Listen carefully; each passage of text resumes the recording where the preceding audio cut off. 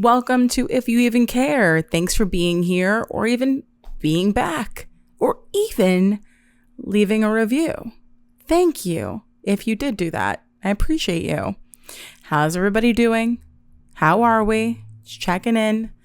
Go ahead and trauma dump in the comments. Whatever you're going through, go ahead and leave a detailed, with a profile picture, of course, that we know who to attach it to, detailed explanation of what's going on in your life. Include names. Never leave names out. Date of birth if you have it, but go ahead and do that. Me personally, I actually kind of love like a light dumping.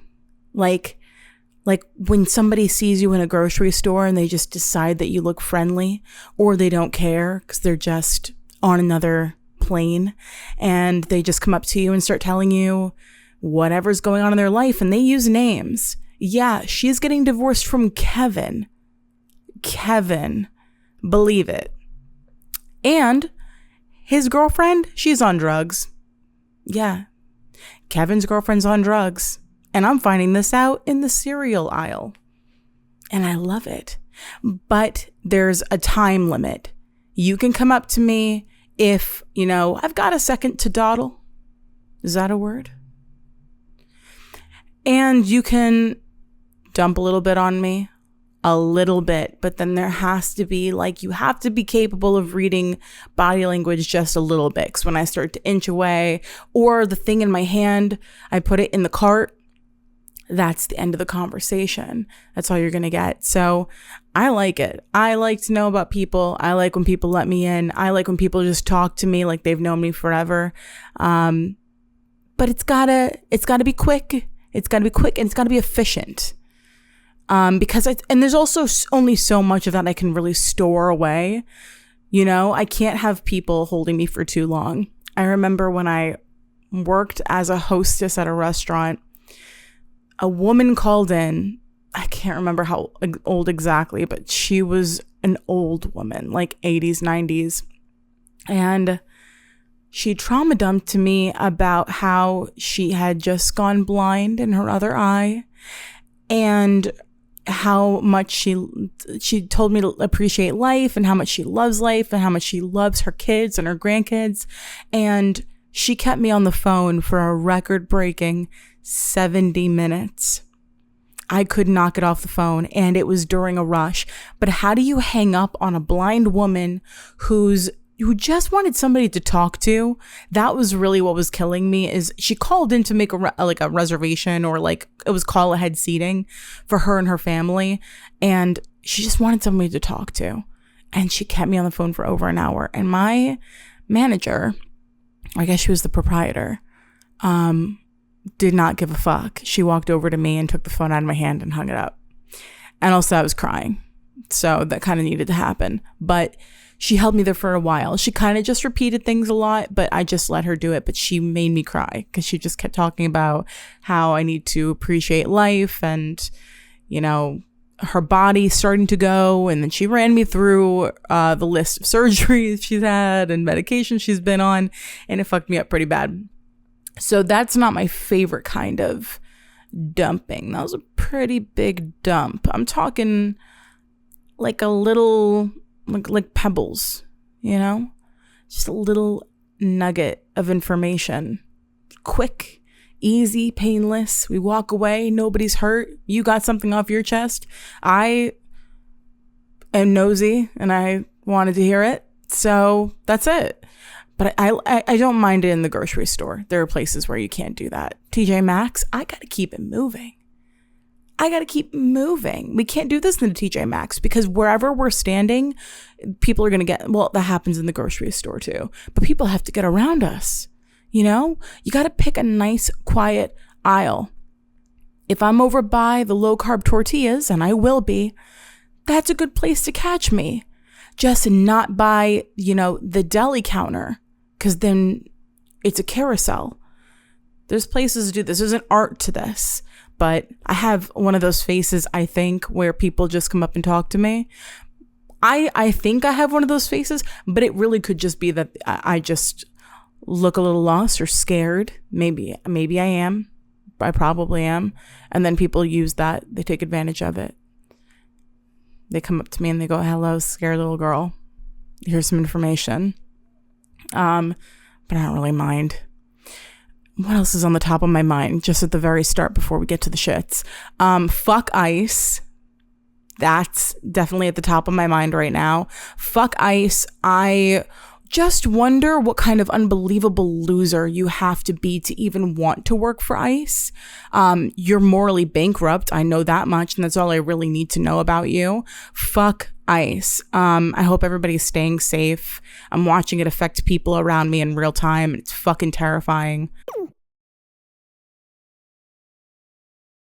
And yeah, well, not to completely pivot in a whole other direction, but I'm also about to be on the last book of the Throne of Glass series, which I am very emotionally attached to.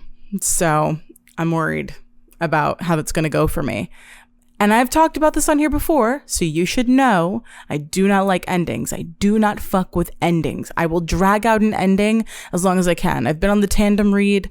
I'm reading a PDF where it's 2 books combined and both books are happening at the same time. So some angel of a person. I love when people just do something kind under like a random name and they don't get donations from it. They don't get anything except for just like, thank you. Like, this was so helpful. Love people like that. But this person put together a PDF, put all the chapters in order. Otherwise, you're supposed to flip through either 2 physical books back and forth, or 2 ebooks. So they put everything in order for you. I have 200 pages left and I am dragging it. Like, I do not want these books to end. And I remember dreading getting to this part of reading the 2 books. These have been my favorites so far. And now I have 1 left in the series and I'm okay. It's like 1,000 pages, 1,000 and some change. Not sure exactly, but however long it is, it's not going to be long enough. So I'm going to have to really pace myself because I have other books to read.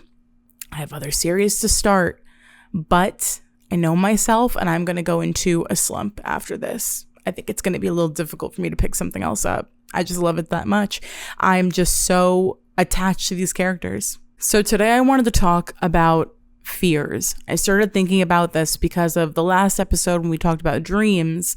And then that got me thinking about some of the reoccurring nightmares that I had as a kid, none of which were actually scary at all. So as you can imagine, the fears that I had around that age were also really ridiculous and didn't make much sense. But I think everybody had at least one of those as a kid where you develop an irrational fear of something and you can't really even explain it to your parents because you're not even really sure why it scares you.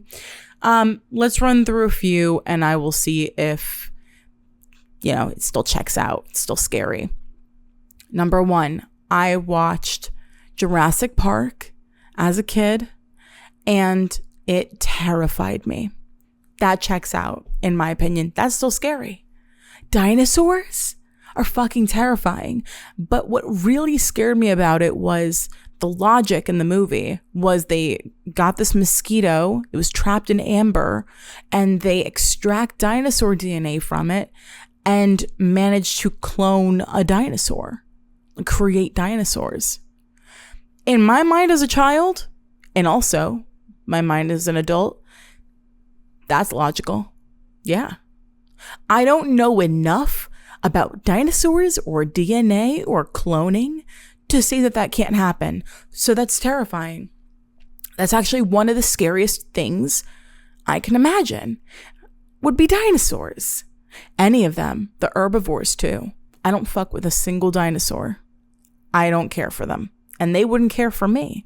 That's the thing. So from the moment that I saw Jurassic Park on, I lived in fear of the day when inevitably those events would occur in real life. It felt like an inevitable thing that was going to happen at some point. Someone's going to go, yeah, we could take the blood from a mosquito and make a T-Rex. 100%. Let's do it. And then make that into the new Disney World. In real life, how well would a Jurassic Park do? Like, we're not talking like Animal Kingdom. That's like just about all of those things want to kill you. Almost all of them, including the vegetarians. They don't fuck with you. Dinosaurs weren't supposed to fuck with people. We would not get along. That's oil and water. So, yeah, I'm going to pay probably a fucking ton of money, thousands of dollars, to go to Dinosaur Dubai and see a bunch of shit that wants me dead. It wouldn't happen. I'm telling you, that shit, they could build it tomorrow. They could build it tomorrow. Admission could be $5. I wouldn't go. Jurassic Park had me shook. I couldn't go to the bathroom by myself for a few weeks after watching it. I don't know what was going to happen to me in the bathroom, but I couldn't. Somebody would have to stand outside of the bathroom while I was going, while the door was cracked, because it just freaked me out that bad. I stand by that. That's still terrifying. Jurassic Park is still scary.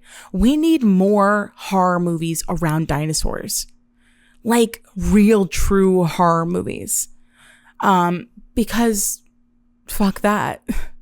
There are not many things that have existed in real life that are as scary to me as a dinosaur. Maybe more men, but besides that, dinosaurs. Another one was, I was so scared of the honeycombs mascot as a kid. Because what is that? What are you? You're a marsupial? Are you a badger? What's going on? Why were his eyes popping out of its fucking head over some cereal? Whatever, its body was too small maybe to handle that amount of sugar. I don't really care why it acted like that. It needed to be put down. I did not like him. What was his fucking problem? Sit down. Sit down and be respectful like Tony the Tiger. Tony the Tiger was a great cereal mascot. Notice how he didn't have to do all the extra shit. Notice how the kids liked him. The Lucky Charms guy getting caught in all kinds of traps, a giant net over his head and whatnot. Tony didn't have to get into that kind of shit. The kids loved him. The kids respected him. Maybe feared him. He was a cartoon amongst three-dimensional human beings. Whatever it was, though, he was cool. The Trix mascot, I did feel sorry for him. Because those kids gaslit him into thinking that he was silly for wanting some cereal. He's hungry, goddammit. That's what's silly about that. What's silly about a starving animal? I didn't think that was silly at all. I thought that they were so unnecessarily mean to him. I would watch those commercials and be a little taken back. Those cartoon kids were not to be fucked with. They were chasing a grown-ass man, a leprechaun, but still a grown-ass man across the globe over some marshmallows. Unreal, but still nothing rubbed me the wrong way the way that the fucking honeycombs guy did. You're doing all that over a mediocre cereal. Sorry. And I'm sorry to the people who enjoy honeycombs. I'm not saying they're bad. I'm just saying there's better cereals than honeycombs. Going fucking ape shit over. Oh, he made me so mad. But it was more fear when I was younger. Now it's more anger. Like, why are you acting that way? I'm just saying, take a page out of Tony's book. Tony never had to struggle for some cereal. He never had to chase some kids around. He never had to get chased. Cookie Crisp Wolf, he was doing too much too. Relax. Relax. Yes, it's good. I like it too. I want my mom to buy the name brand. She wouldn't. But it's not all that. Like, let's just settle down a little bit. Another fear, and this one is valid to this day. Angry drivers. I remember the way I would be so scared as a kid when I would see anybody get angry, not even necessarily in the car that I was in because my mom wasn't really an angry driver, but other people on the road. It scared the fuck out of me. I just always felt like, as a child, I'm thinking they're going to take their car and they're going to drive it into our car on purpose. I always felt like that was going to happen. I was always waiting for that to happen. That holds up too. Yeah. But now I just kind of resent angry drivers. I hate road rage. Road rage is supposed to last up to a minute. Like at the minute point after you and that person who pissed you off have parted ways, get over it, you know? People are annoying. People are annoying and they have cars. They're annoying. They have cars. They're assholes. They're Trump supporters. They're driving around in these cars. We can't take them out of the cars. We can't take the cars away from them. We have to deal with the fact that they're fucking assholes. Now, if somebody almost kills you, like nearly T-bones you or whatever, I'm going to give you a couple extra minutes to be mad. But just someone's kind of like not letting you in traffic. Someone cut you off really quick.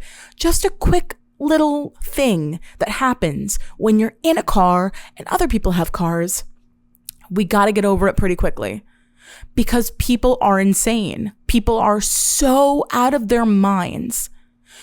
Have you ever been in the car with somebody who abuses the horn?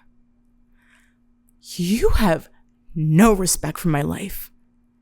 You're just going around acting like people aren't crazy. Like people don't pull guns out of nowhere. Like people aren't looking for a reason. They're looking for an excuse to do some crazy shit.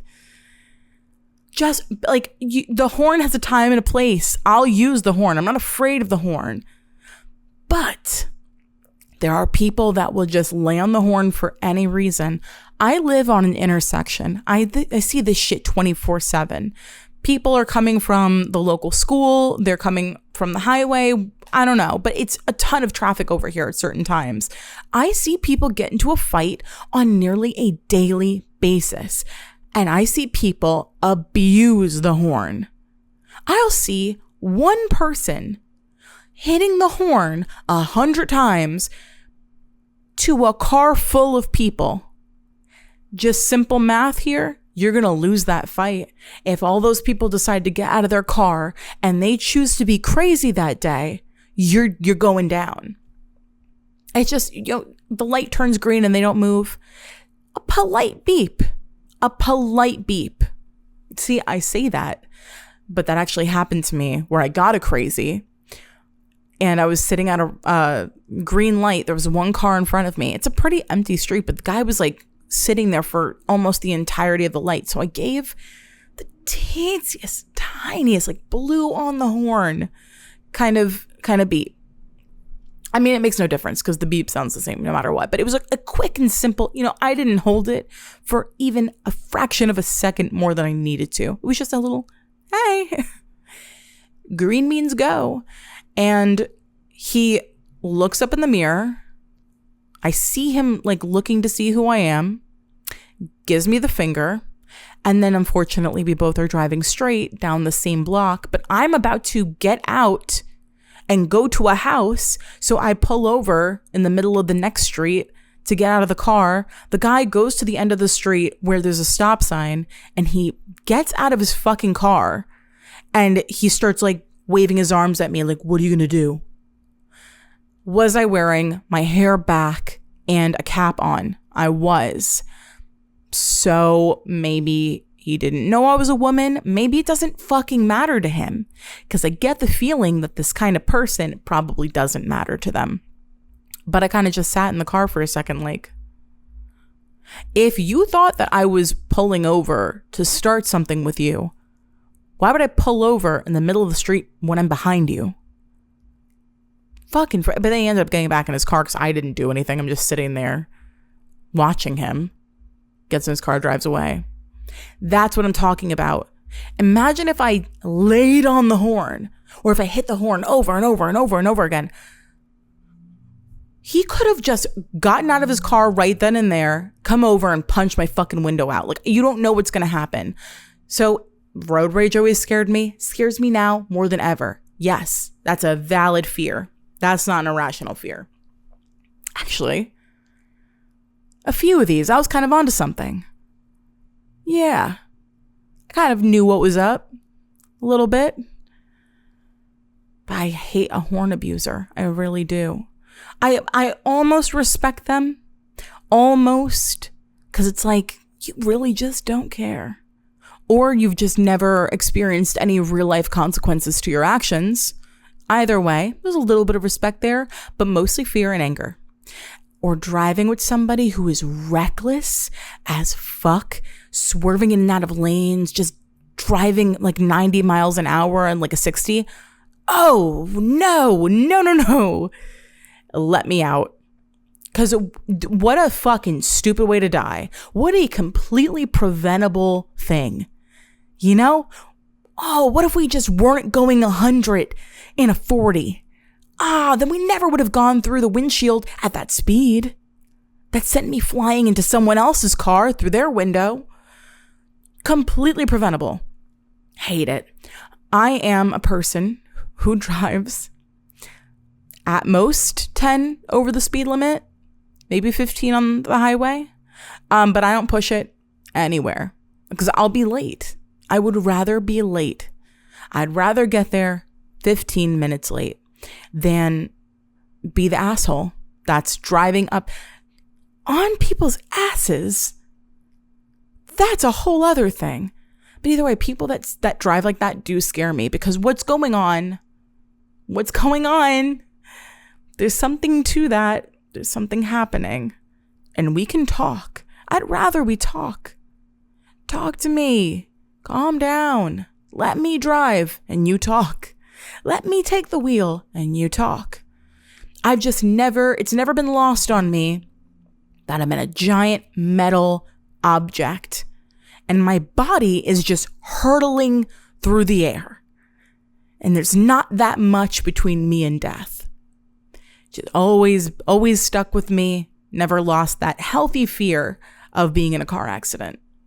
Again, I'm an anxious person, but still, it's respectful. There's other people in your car.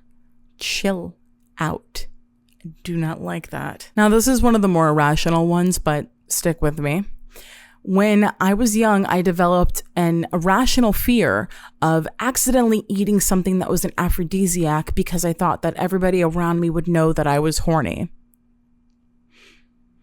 I was terrified that I would somehow eat like a green M&M in class and then all of my classmates were going to know that I was horny. How would they know that I was horny? Never got that far. Not really sure. Maybe innately, maybe like Death Star siren, perhaps the ground would open up beneath me. I'm not sure. I understood what horny was. Like a base level. I had my sexual awakening watching Edward Scissorhands, and we won't get into that right now, but my friend and I had a funny feeling, and then she went and asked her mom what that was, and I learned. So when a friend explained to me what an aphrodisiac was, I was able to keep up just enough at this point. This was the same friend that asked me if I knew what sex was, and I was like, of course. Yeah, I know what that is. I'm curious about what you think it is, like personally. Like if you had to describe it in a couple of words, like what would you say that it is to you? What does sex mean to you? Because maybe it's different from what it means to me, what I think it is. And then she told me that she had sex underneath a desk during a fire drill. And because I didn't know what sex was, I just kind of was like, okay. And that's bad. I remember being like, oh, and just nodding. I think that she didn't know what sex was either. I think that we both were trying to live our Degrassi fantasies because you go outside for a fire drill. So I think we both just were kind of bullshitting each other. Unless she wasn't, then, whatever. That's my bad. And that would be on me for being a non-believer. I just have a feeling that we both were kind of just like trying to say big girl things, but I understood what horny was. So I was like, I can never eat honey in class. When would I be eating honey in class? But I can never eat a strawberry. I'm going to have to watch it around chocolate. but it was really the green M&M because my friend told me that green M&Ms were an aphrodisiac, which I don't think is true. I'm not sure. I haven't done a Google, but I don't think that is true. I think that's like a myth. But she said that green M&Ms will make you horny. So I'm like, fuck. Because that's going to look really weird if I eat all the other M&Ms. And I like to divide my M&Ms up by color and then eat them by group. Some of my fears were definitely coming from OCD as a kid, because I still deal with it now. And I remember for so long, you know, that thing about like OCD means that you're like really clean, and we didn't understand what we were talking about when we were young. So I was like, well, it can't be that. So it's some other thing and it plagues me. But I have like a weird thing with like numbers in my head, or like sometimes I get stuck on like counting out how many letters are in something. It really bothers me. It gives me a really bad migraine. I've never known anybody that has like that kind of OCD. But I'm sure it's not that uncommon amongst people that have it. But as a kid, I had developed this fear of like touching the wrong side of things. So say you were on a staircase, your left and right rail. 100% OCD, and it's so weird because I didn't grow up in the church. I have no religious trauma. Thank you for that one gift. No religious trauma, but somehow this became a thing.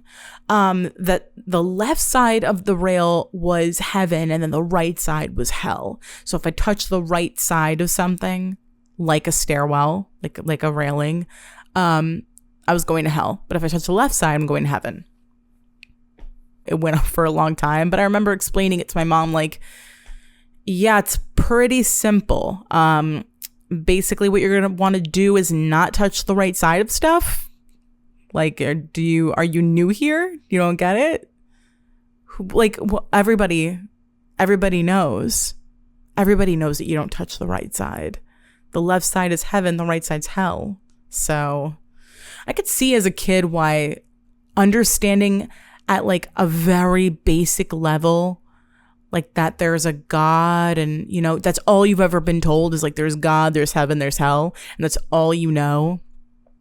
Or not know, but that's all you've been told. And like nothing else. You're just kind of like, I'll just fill in the gaps. I'll fill in the blanks there. But I did that for a really long time. Glad I'm out the other side of that, but I still deal with it for sure. Now we're going to do a hard pivot into Love Island because I'm watching it. I'm watching Love Island USA. I'm watching Love Island UK. I decided to save this for the end because I'm going to talk about it like you've seen it. So if you haven't seen it, totally get if you just check out right here, right now. And still love you. Anyway. Love Island UK, it really is too early to tell. Just not feeling it. It feels like they're trying to make it more millennial gray, like feels like the showroom of a weird furniture store. Like they got rid of the bean bags. What the fuck is that? You got rid of the bean bags and that hard, loud clacking of the heels on the wooden floor. I hate it so much. I'm just not feeling it at all. But I think that's also coming from a place of nostalgia because I know what it's been like before. And now it's really just a whole different show. But Love Island USA, let's get into it. I like all of the girls. I think like a lot of people, Huda has kind of gotten on my nerves a little bit, but she really hasn't done anything, in my opinion, that is so outrageously bad that it just, I really do believe that her and Jeremiah like each other 100%. I'm not one of the people that thinks that they're faking it or trying to get to the end of the show. I really do think I'm looking at two people who like each other. I think they were attracted to each other from jump, and you get lucky like that sometimes. Sometimes you just match up and it's like a perfect fit. You're like, we both like each other. What would be the point in kind of fucking around if you're not feeling anybody else there? You know? He's not feeling the bombshells. She's not liking any of the guys. It's like, okay, so you like each other. You're going to stick with each other until somebody would have to come in that really fits everything that they like to really shake shit up. I'm an Amaya apologist. I don't care. I like people who come in and they are direct, you know, because everybody's kind of walking on eggshells a bit. Nobody wants to be the first person to really blow up and cause some kind of drama. Like, even with Nick, he deserved to get called out big time for that the photo booth shit with Belle-A. Love her. Sorry she's gone. But he deserved to get called out. That could have been a little bit of a moment. It wasn't. I think everyone's still being cautious at this point. Nobody wants to be the first person to cause a big scene. So I feel like Amaya coming in is perfect because she's not afraid to go up to anybody and be like, what did you say about me? I found out she was from New York. I knew I was going to like her right away. I was like, that's my girl. Ace is somebody who has everybody so divided right now because he's a hoe, and that's totally fine. Like, you know, there's people that like that he's making breakfast for all the girls. He does not give a fuck. He was just ready to, you know, a little bit of this, a little bit of that. But him coupling up with Amaya just to shut her down was so bizarre. Even for Love Island, which is just in itself such a bizarre thing. That was really crazy. He coupled up with her just to be like, get the fuck away from me. Don't call me babe. Don't touch me. I'm not easy like that. Okay. I knew as soon as Ace said, this is how this conversation is going to go. I was like, yeah, you're out of my favorites. I really liked you. I really did. But what are you even doing right now? He said, I want to couple up with Amaya. And then he pulled Amaya for a talk and he was like, I don't like any of the things you're doing. Do not call me babe. Do not touch me. Because he's still keeping his shit open. Why did he not pick Shelly? Why is he's trying to kind of do this thing where he's like accusing Jeremiah of playing a game. He's like shut off too quick with Huda, even though they genuinely like each other. And I get it. I see what people are saying. I see what he's saying. I understand it. I just don't agree right now. My opinion could change later on. But he's kind of playing the long game purposefully with Shelly, it seems like. I just saw no reason for him to not pick her at the recoupling. What was the point of that? To drag it out a little bit, to have like a slow burn? I don't know. I mean, I love a slow burn. So if that's what that ends up being, I'm kind of here for it. But not if that's how he's going to talk to people. He does this thing, a lot of guys do this thing where they talk really cool and calm. And then because of that, they somehow manage to get away with talking to you kind of crazy. I don't like it. That's why I like Amaya. I like her for multiple reasons, but I love that she's talking back to people and she's not scared. And she just got in there. Alandria, I keep seeing like people ship her with Nick, and I like it too. I think that they like flirting with each other, but I'm like, is it gonna be something else? I don't know. I could see it. I would like it, but I don't know. Now let's talk about Austin, our Trump supporter on the show. Well, our other Trump supporter. First one got kicked off. And that was beautiful. Just no explanation. She's gone. Bye. Bye, Alyssa. But Austin's our other Trump supporter. When you hear him talk, sounds harmless enough, right? But who doesn't when you're only getting 5 minutes total of them on a show? You're not getting to see everything. Now, people who aren't on the show get to see his TikTok, get to see his repost, get to take a little glimpse into his beliefs. I also see a lot of comments saying, I don't think he even really knows anything about politics. Why are we doing that? I choose to give him the benefit of the doubt. I choose to give Austin the benefit of the doubt that he is capable of making his own decisions about who he wanted to vote for, who he supports, what he believes in. And I don't understand why everybody else isn't doing the same thing. He knows what he's doing. I know he talks with a mouthful of peanut butter, but the man knows what he's doing. That's a grown adult on your screen. Okay? Let's not infantilize him for no reason. I don't think he knows anything. How the fuck do we know that? They haven't even talked about politics on the show. We have nothing to go off of except for what he himself, with his own fingers, has typed online, reposted, shared, made known to the public for a reason, because he's loud and proud about who he supports. Trying to make excuses for him is just for what reason? You know?